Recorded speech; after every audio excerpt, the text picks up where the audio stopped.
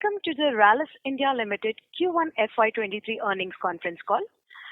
As a reminder, all participant lines will be in the listen only, and there will be an opportunity for you to ask questions after the presentation concludes. Should you need assistance during the conference call, please signal an operator by pressing star then 0 on your touch-tone phone. Please note that this conference is being recorded. I now hand over the conference to Mr. Gavin Disa from CDR India. Thank you, and over to you, Mr. Disa. Thank you. Good day, everyone, and thank you for joining us on Rallis India Limited's Q1FY23 earnings call. We have with us today Mr. Sanjeev Lal, the Managing Director and CEO, Mr. S. Nagarajan, the Chief Operating Officer, and Mr. Subra Gorisarya, Chief Financial Officer. Before we begin, I would like to mention that some of the statements made in today's discussion may be forward-looking in nature and may involve risks and uncertainties. A detailed statement in this regard is available in the results presentation. I now invite Mr. Lal to begin proceedings of the call. Over to you. Thanks, Gavin, and good morning, everyone. Thank you for joining us on our Q1FY23 earnings call. I have along with me Mr. Nagarajan, our Chief Operating Officer, and Ms. Subra Gorisarya, our CFO. I will begin the discussion with a brief overview of the industry before I move to Rallis specific developments. On a sectoral level, as most of you are aware, we had a slow start to the monsoon till July the first week. However, the monsoons have picked up with cumulative rainfall being 11% above normal till 13 July on an overall basis. For the season up to July 13, 30 of the 36 subdivisions have received excess or normal rainfall with a cumulative rains of 306 millimeters against a normal of 275 millimeters, which is 11% above normal. Uneven spatial distribution, however, is a concern, with 53% of the districts receiving deficient or large excess rainfall. Some key rice-growing states like UP, Bihar, West Bengal have received very scanty rainfall this season. Region-wise, while East and Northeast regions received 21% surplus rainfall, Northwest India, Central India, Southern Peninsula were deficit during the week ending 1st July 22.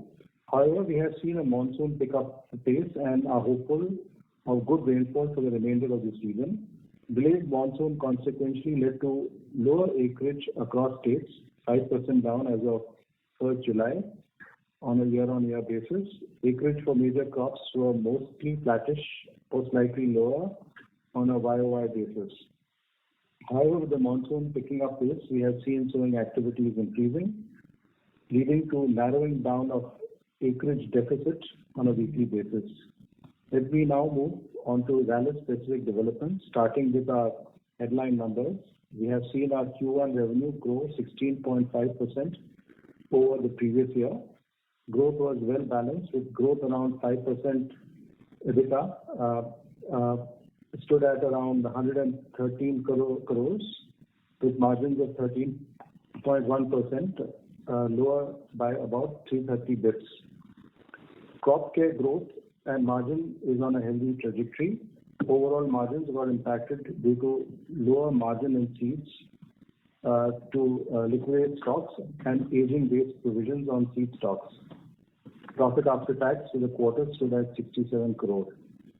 Moving on to individual businesses, starting with domestic business, we have seen a growth of 17.1%, largely driven by better realization.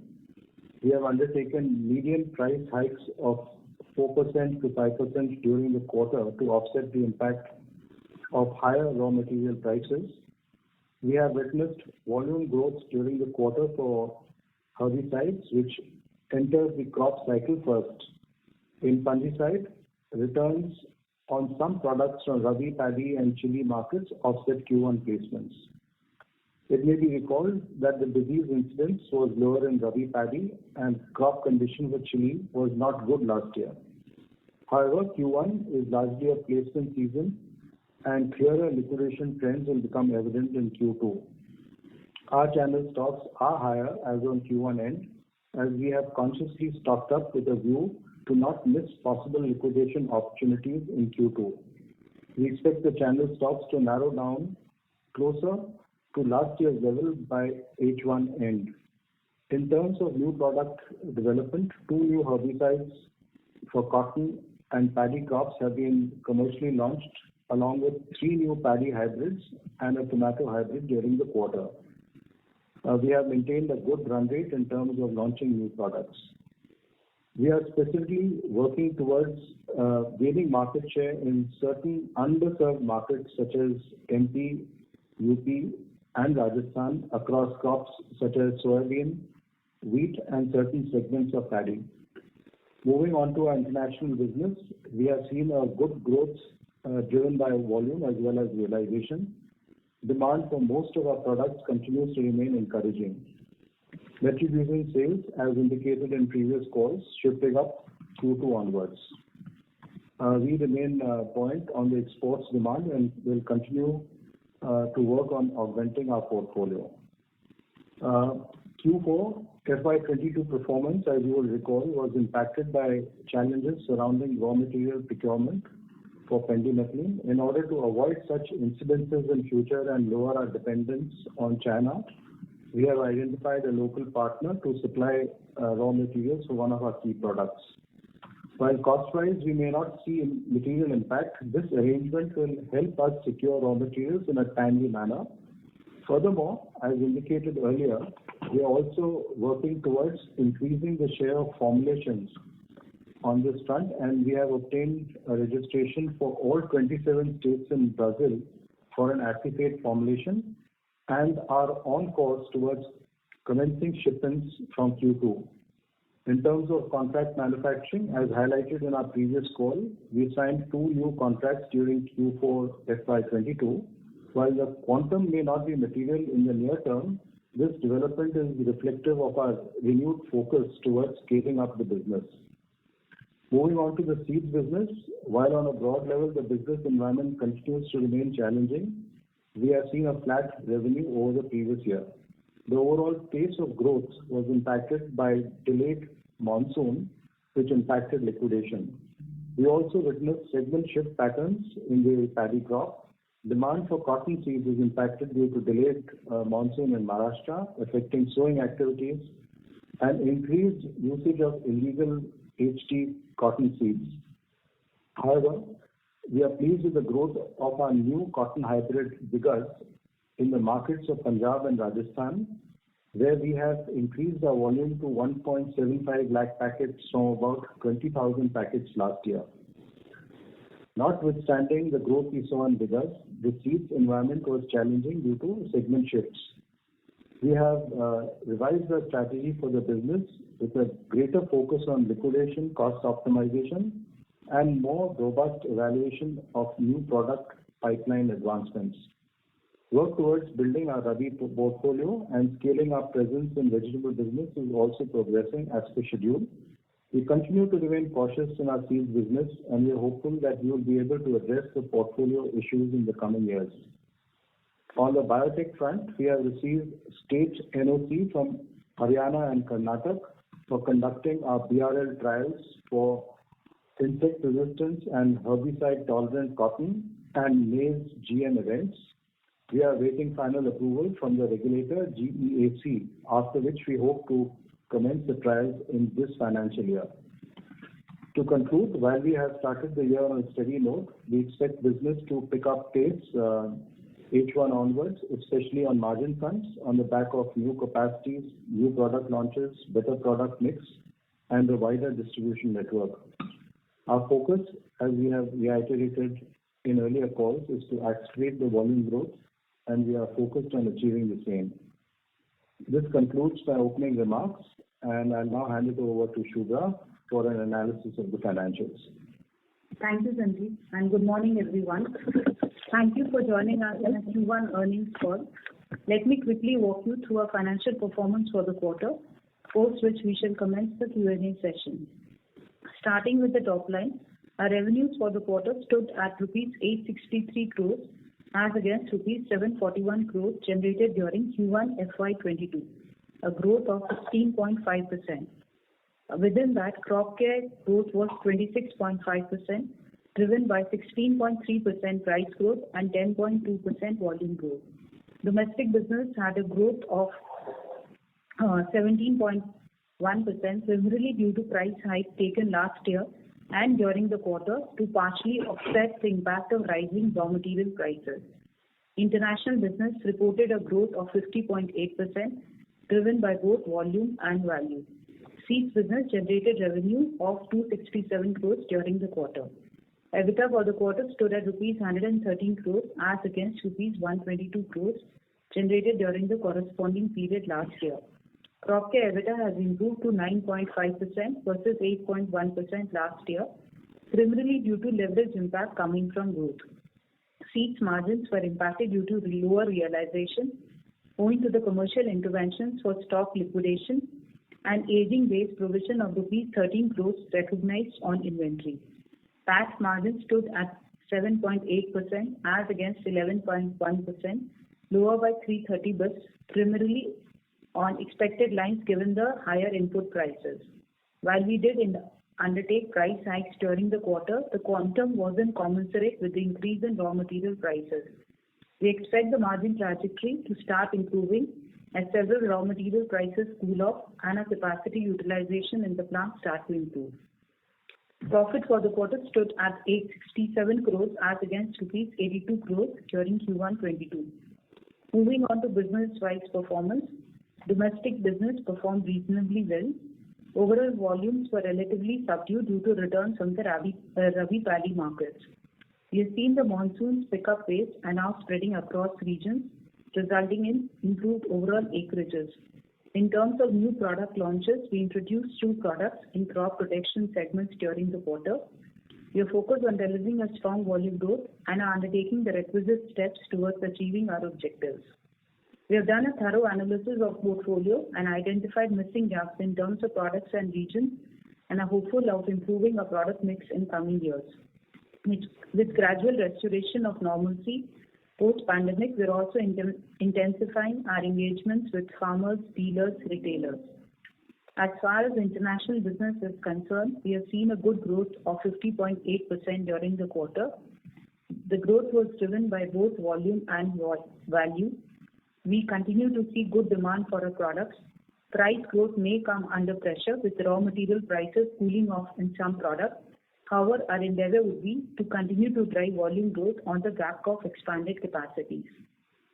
We are also working on supply resilience to ensure steady and consistent availability of raw materials and lower our dependency on China for meeting our basic requirements.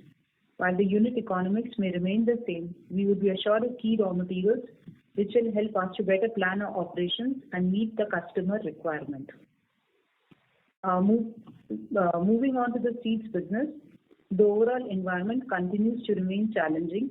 We also witnessed a shift in the crop pattern in cotton and paddy crops during the quarter. Given last year's experience, we have recalibrated our strategy with a focus on liquidation, cost optimization, and more robust evaluation of new product pipeline advancements. We are hopeful that our performance during the quarter would be relatively better than the previous year, and our efforts will ensure more resilient and profitable business going forward. A quick word on CapEx before I hand over to the operator. As indicated in the previous call, the overall CapEx for the year would be rupees 250 crores.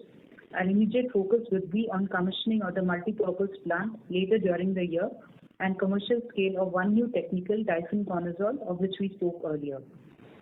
To conclude, I would like to iterate that we are focused on growth in the business and are undertaking all the requisite steps towards achieving it.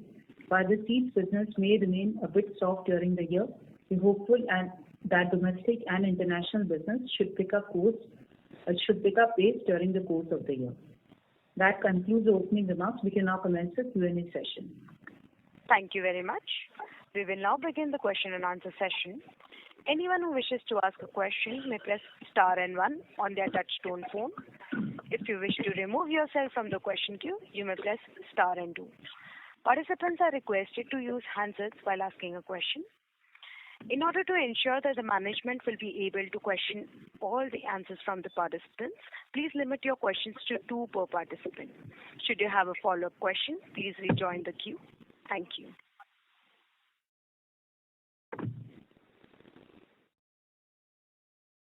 The first question is from the line of Aditya Jhawar from Investec Capital. Please go ahead. Yeah, thanks for the opportunity. My first question is on export business. Now, you highlighted that in June month we did a record month of 100 crore. So, was there a lumpiness because of some reason? Secondly, you also mentioned that metribuzine, the capacity will come in Q2. So, should we expect, the run rate that we saw in June will be, further built on? And if you can elaborate on what has been the trend in metribuzine prices and raw material. And last question on export is that in the last call you had mentioned that pendimethalin was facing some issue of raw material shortage. Has that been sorted out? So these were the questions on the export business. Thanks, Aditya. Yeah, in fact, I would say that the exports business has been doing well for the last couple of quarters. And there has been, from our side, there has been a volume increase as well as we've been able to take some price increases. So we expect to continue on a reasonably good trajectory as far as exports are concerned. While the 100 crores in the month of June is a good milestone to achieve, I would say that we will be fairly close to getting those kind of numbers, but it cannot happen month on month as you would appreciate. It also depends on the season and the phasing of the business at the customer end. So we will see decent exports happening from the capacities that we have built up. As far as pendimethalin is concerned, yeah, we did land up in a stockout situation. The situation still remains fairly tight for one of the key starting materials. We are managing with some local supplies as well. We expect that the situation to be fully normalized only towards the end of the calendar year. So that may still take some time to play out. Metri, we will see the plant running at capacity towards end of Q2. We still hold some inventory which we will be working off, so that should also start playing out in a favorable manner. Anything else, Manu, would you like to add? No, I think that covers it. Generally, I think like what you said, this 100 crore figure in June may not be interpreted as a run rate figure, Aditya. However, we are definitely witnessing good growth on the exports front. And I would like to just mention that the prices are tending to be on the higher side. So once the prices soften, while the volumes may still be there, the revenues may start looking lower because of the price changes. Okay. I will give you a little heads up on that because it is both volume as well as price. Prices are tending to be on the higher side, but these will also ease off at some stage. Right. The second question on the domestic crop care business. Firstly, on the margin front, this quarter we saw on a YY basis, despite these headwinds of RM and inventory adjustment, we still did about 150 basis point expansion YOY. So is it fair to assume that this, probably could be one of the lowest margin, and from here on, with the liquidation expected in Q2 and the lower raw material prices also kicking in, we should see a meaningful margin build up in, Q2 onwards?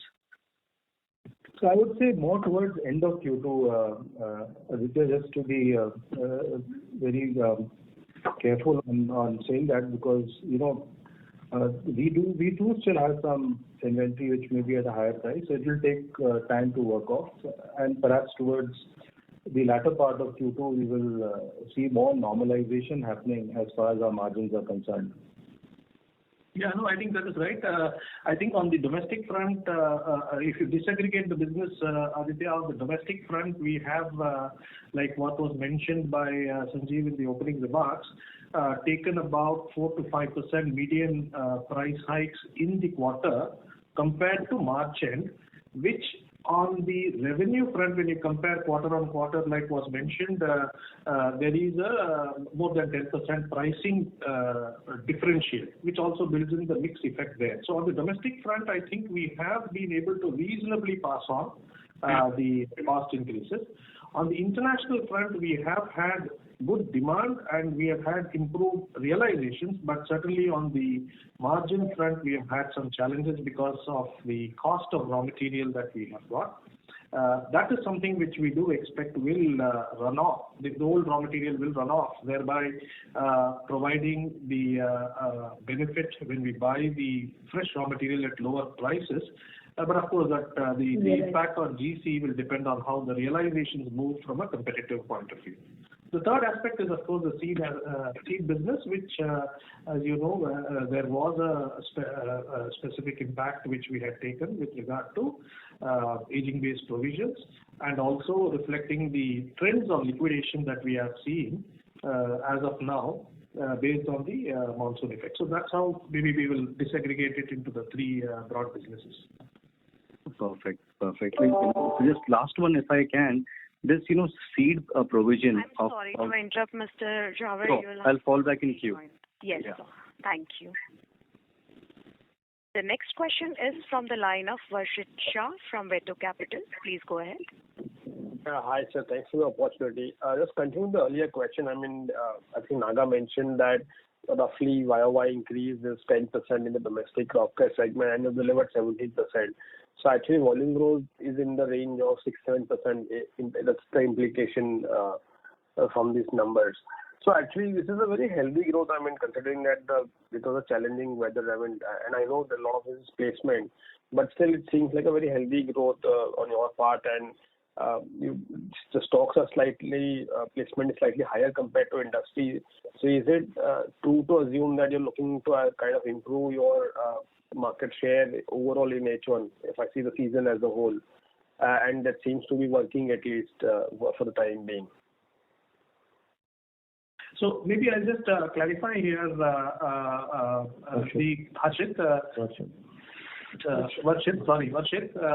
The crop care growth was 26.5% quarter-over-quarter. That is last year quarter, of which 16% was price growth and 10% was volume growth.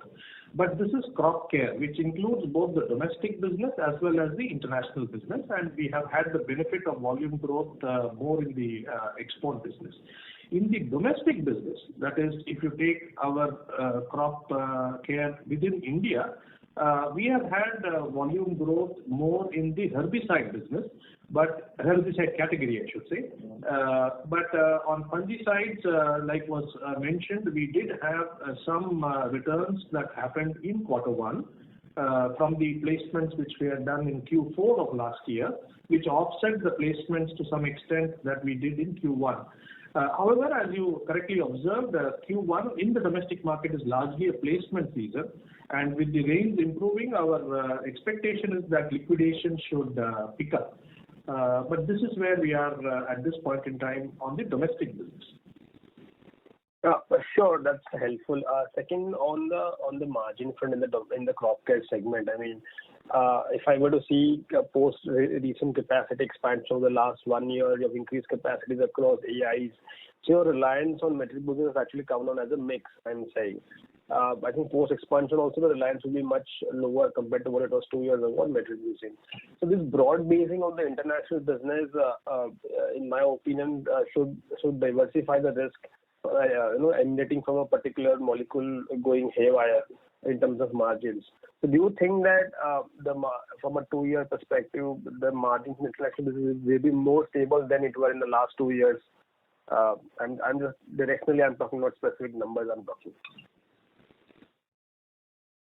See, Varshit, what you say is right, that having more products in the portfolio is de-risking in case of one particular AI having difficulties in certain markets. Our other approach on our international business is to have a better proportion of the formulated product business. And this is the work which has been done over the last many years.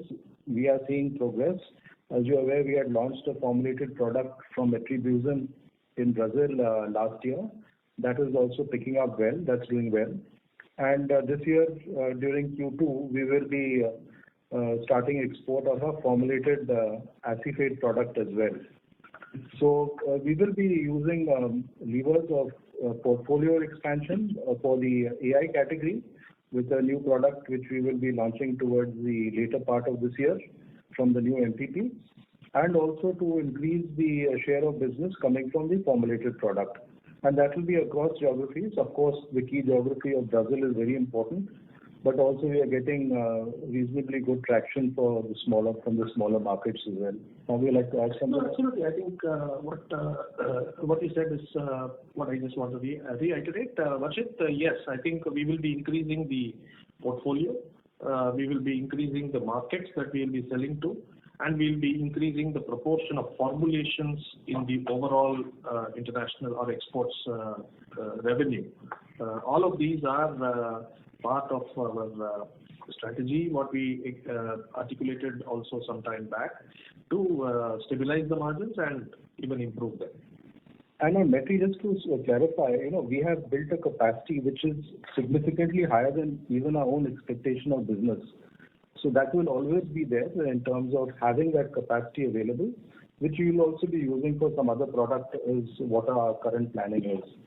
So from about 1,100 tons capacity, which we had about 3 years back, we are now at a significantly higher capacity of almost 2,300 tons. So while we would certainly like to see this entire capacity being filled with Metri, but we'll be happy with a significant utilization, even 60-65% capacity utilization is good. I'm sure that's helpful, and all the best. Thank you. Thank you. The next question is from the line of Rohit Nagraj from Centrum Broking. Please go ahead. Yeah, thanks for the opportunity. So first question is again on the international business. So one, in terms of the supply chain challenges, are those alleviating, and will that have an impact from the supplies coming from competitor? And what gives us the confidence that second half or rather Q2 onwards, international business will certainly perform well? Is it some POs that we have or customer commitments that we are currently having? Thank you.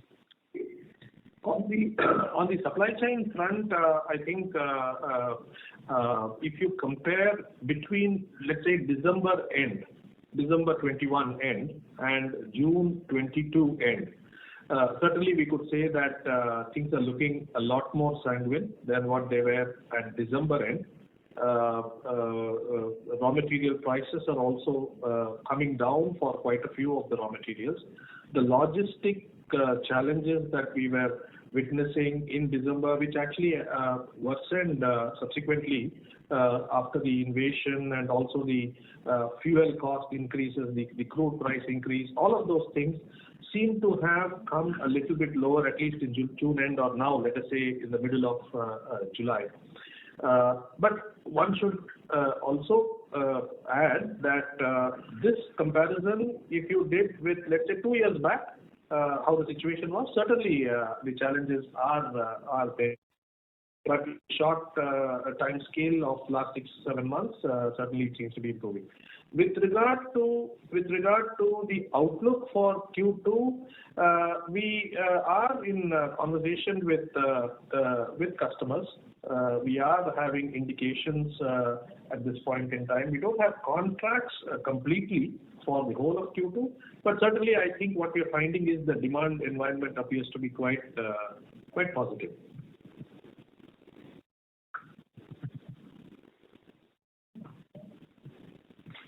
Mr. Nagraj, do you have any other question?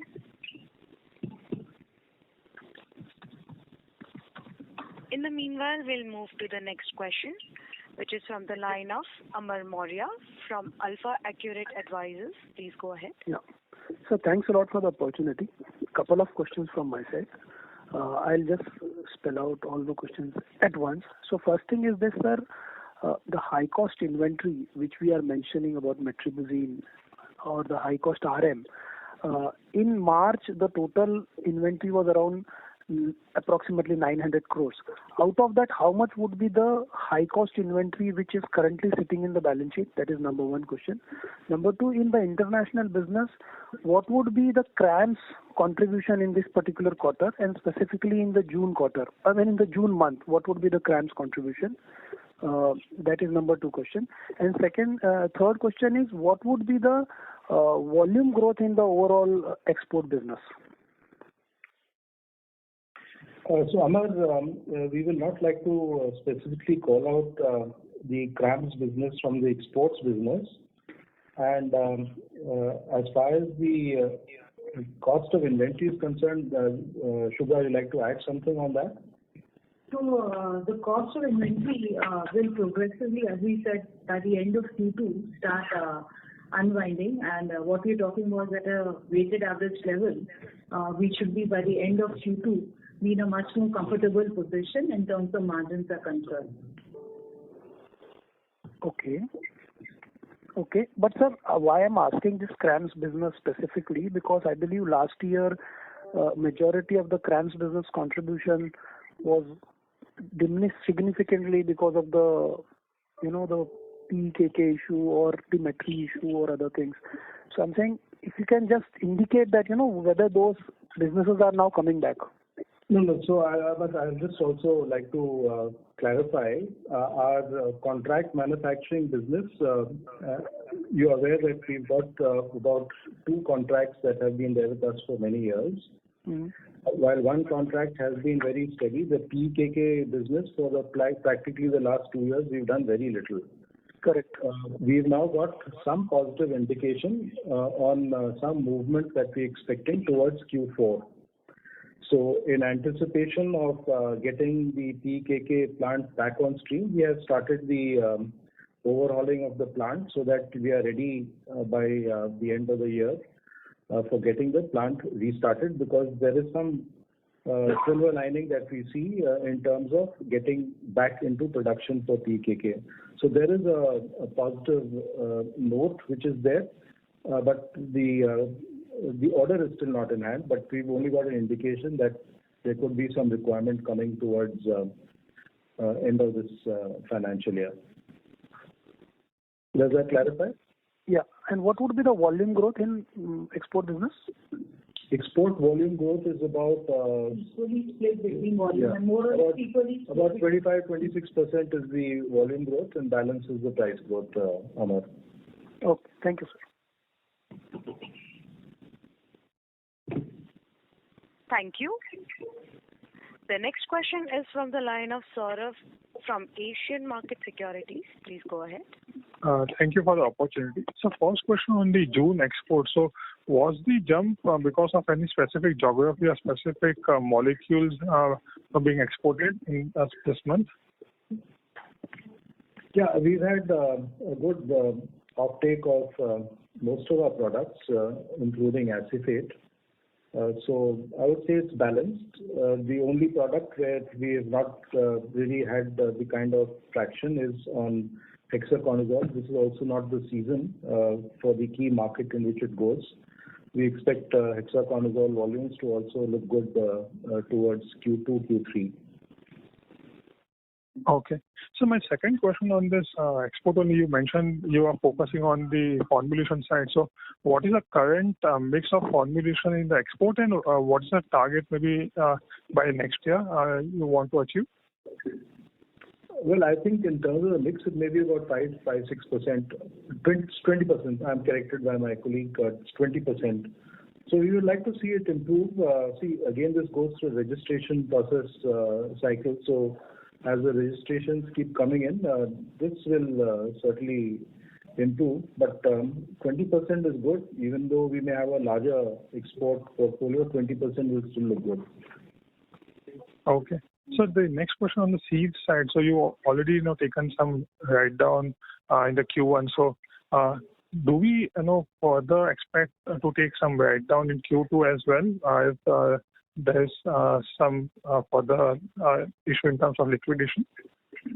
No, sir. We'll have to take that call once we have a clarity on the liquidation, because there has been some delay in In the seeds business, as mentioned, due to some pause in the monsoon during the month of June, sowing activities have picked up, and we are monitoring the liquidation of the stocks that we have lying with the trade. And we will be starting to get back unsold stocks during Q2, and the complete clarity will be there with us only by October. So we will take a view on what is coming back. As of now, our teams are doing a great job in terms of trying to get the liquidation done. Okay. And sir, on the realization of Sorry the... to interrupt, Mr. Okay, Saurabh. I'll come back. Yes, thank you, sir.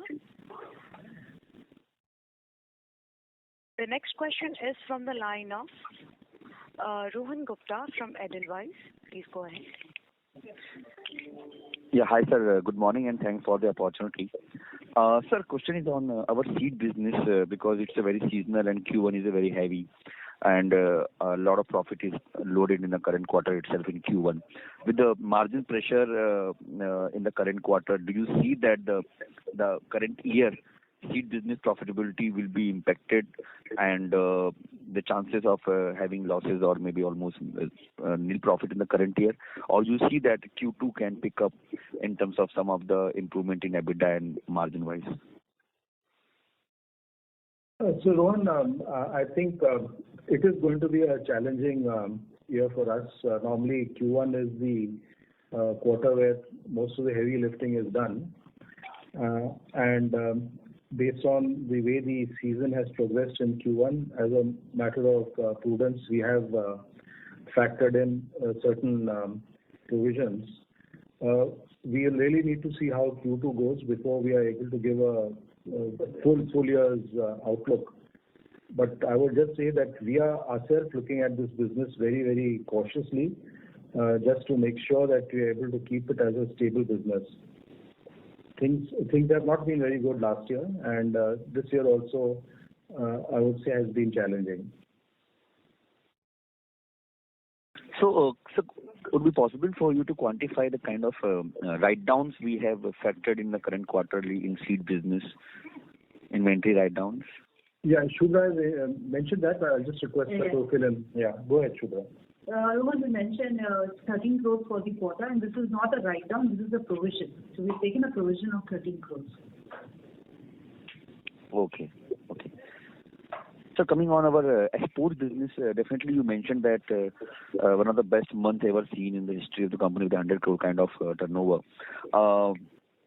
Still we see that our export business in terms of the utilization level and in both in a formulation as well as in a technical plant. Can you just give some numbers that what are the utilization level that our plants are operating right now in Q1? And you also mentioned that you see that in the second half to see further pickup in export business.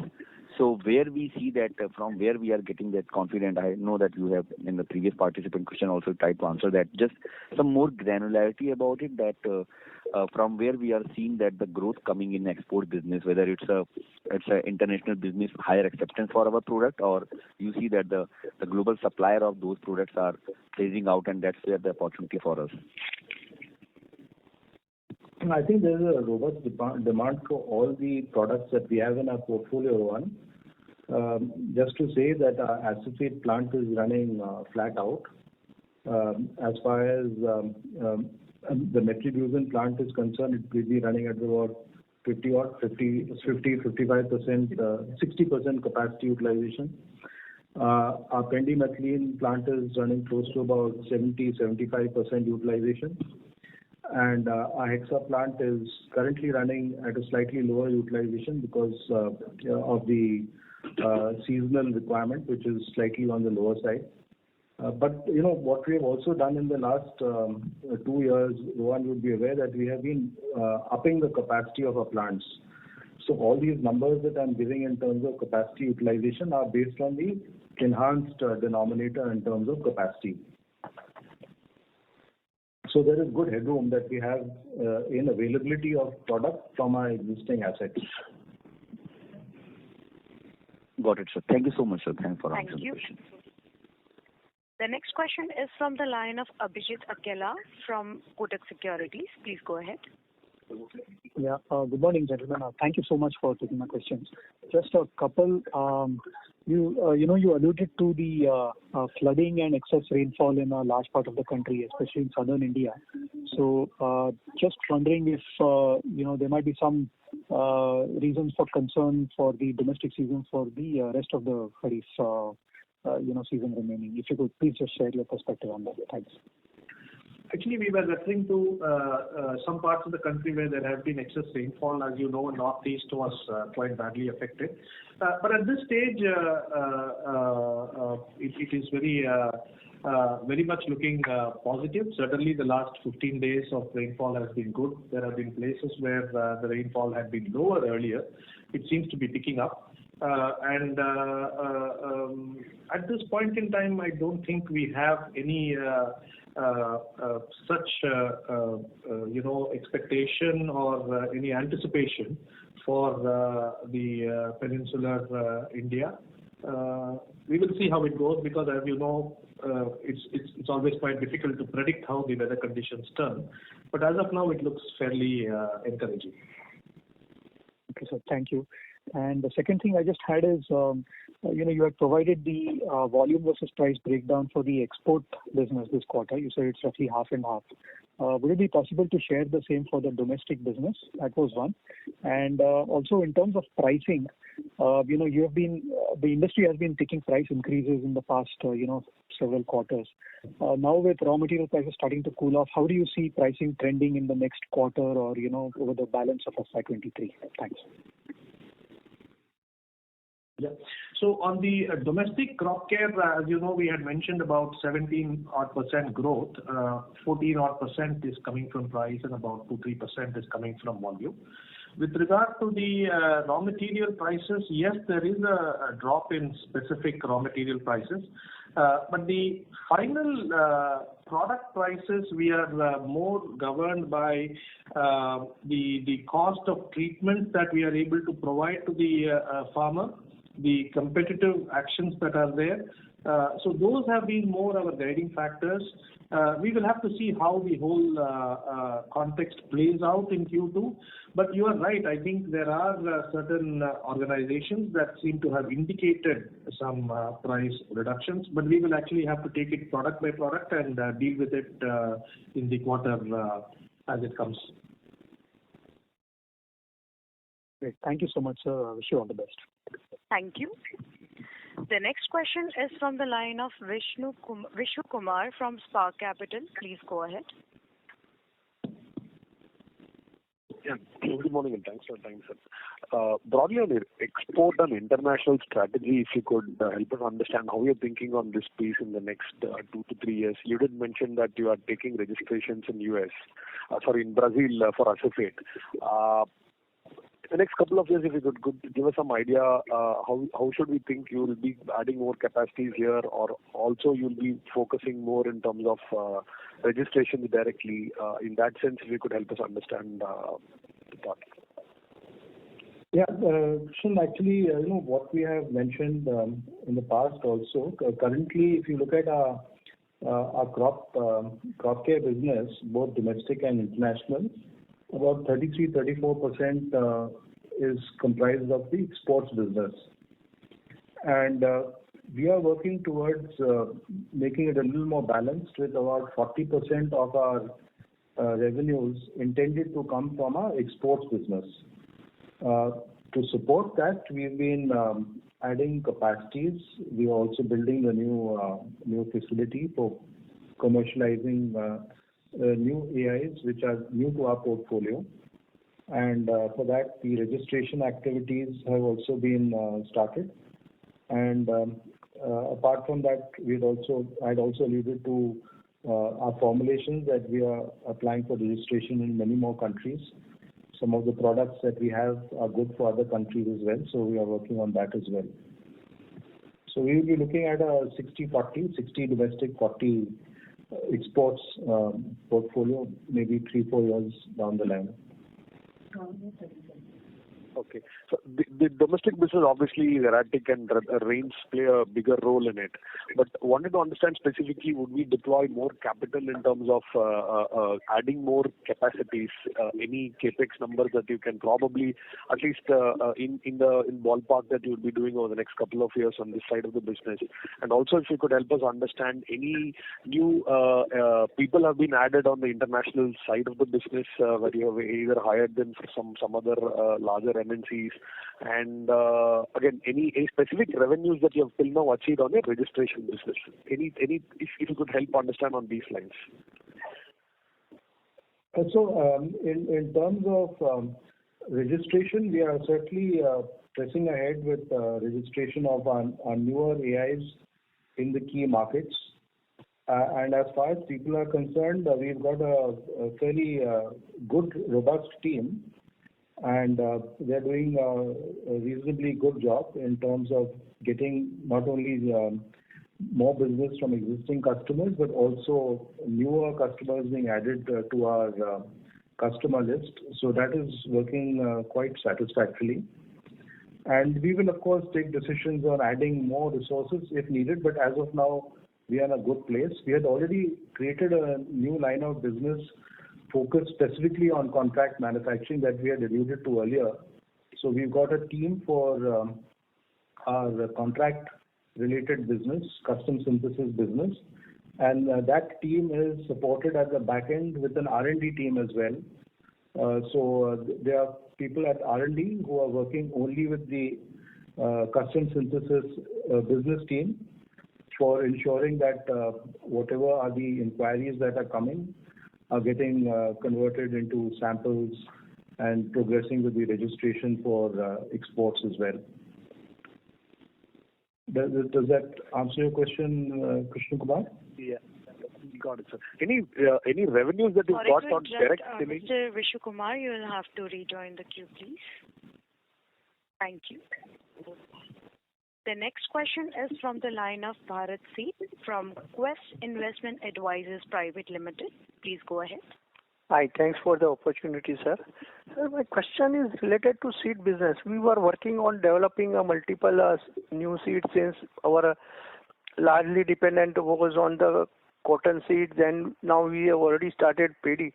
So can you give some more color on the seed business, how we are looking from 2-3 year perspective?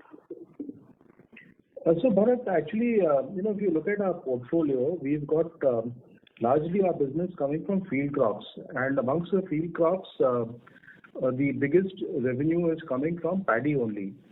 And we have millet, we've got cotton, and we've got maize, right? So these are our key field crops. We of course do a small amount of sunflower and those other crops as well. And then we've got a very small vegetables portfolio, which is about 20-odd crores, 20-25 crores. It's a business that we are building both through our own products as well as through in-licensing of the seeds, vegetable seeds.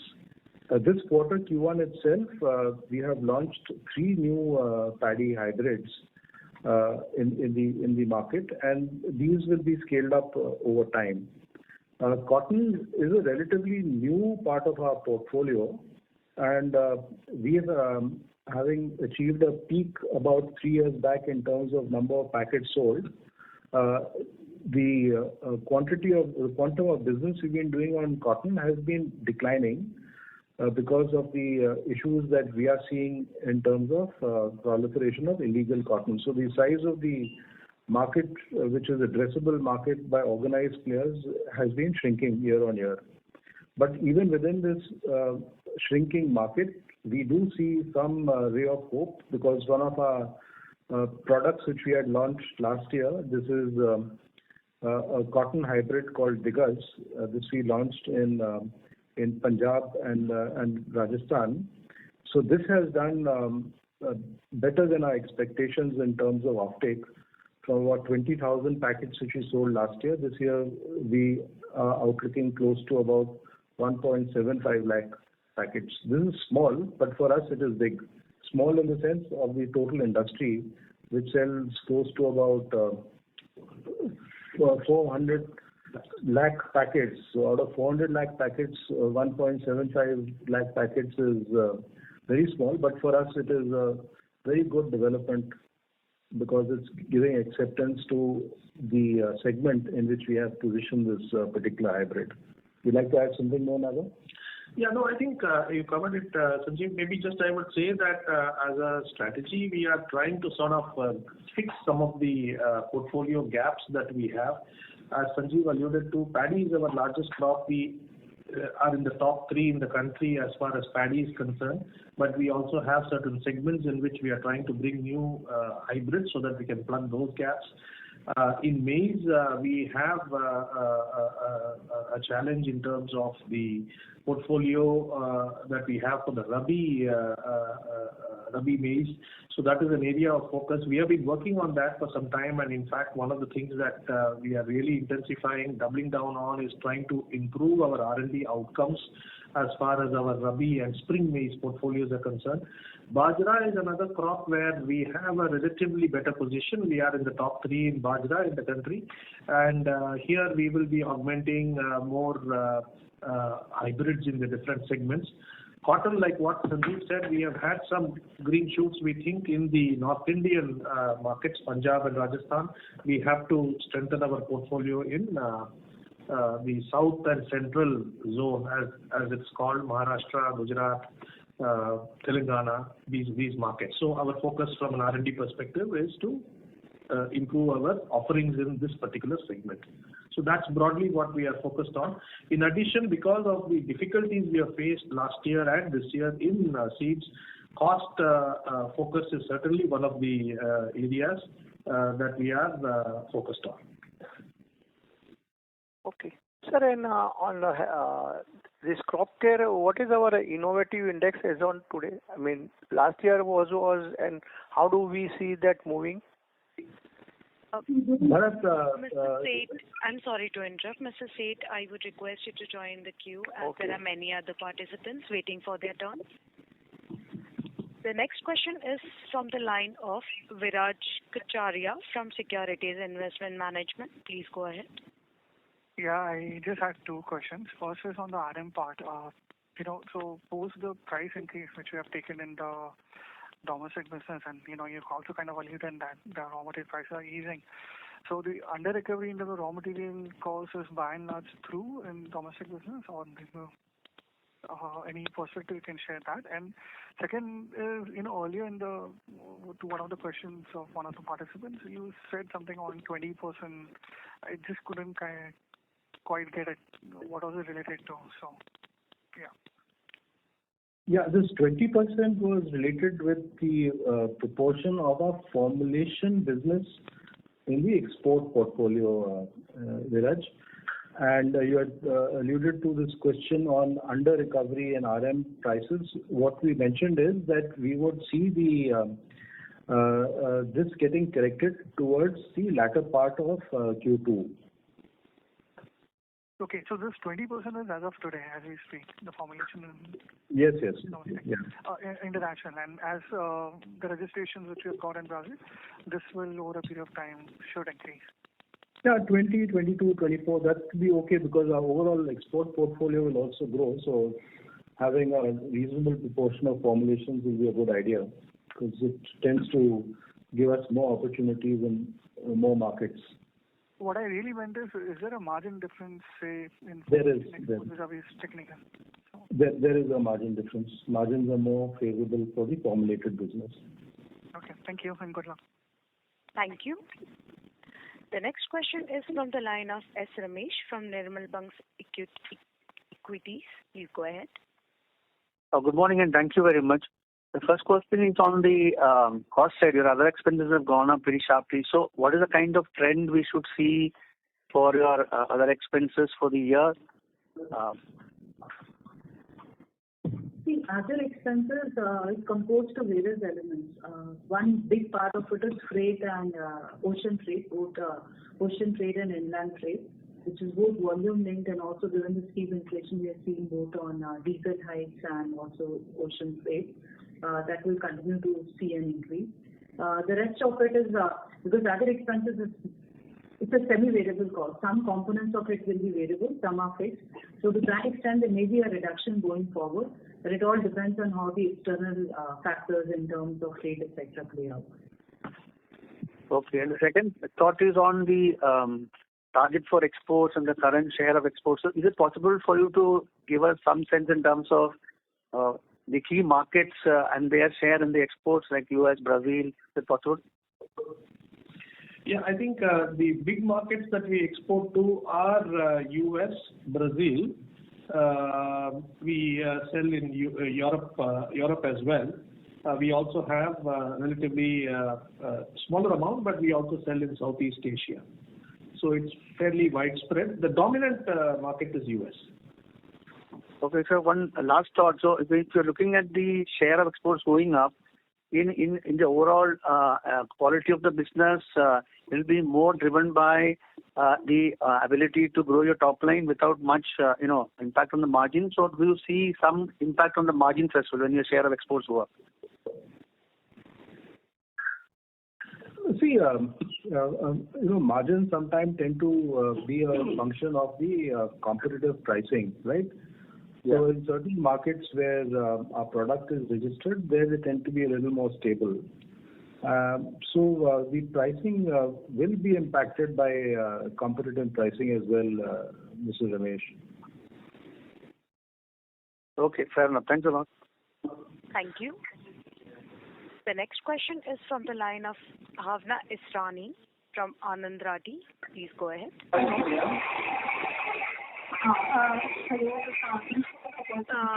Miss Israni, there is a lot of disturbance from your line. I would request you to go to the quieter place and ask your question.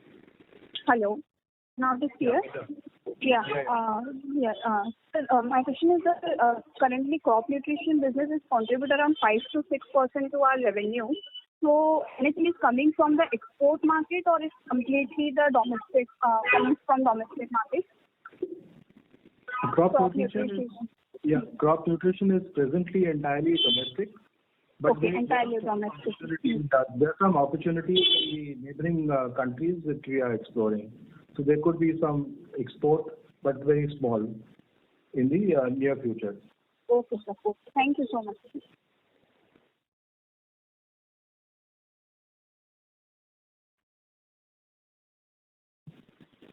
Ladies and gentlemen, that was the last question for today. I now hand the conference over to the management for closing comments.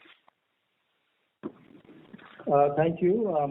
As we had started on a positive, I must also end on a positive note. The overall sentiment for monsoons is good and agriculture has started showing progress during July.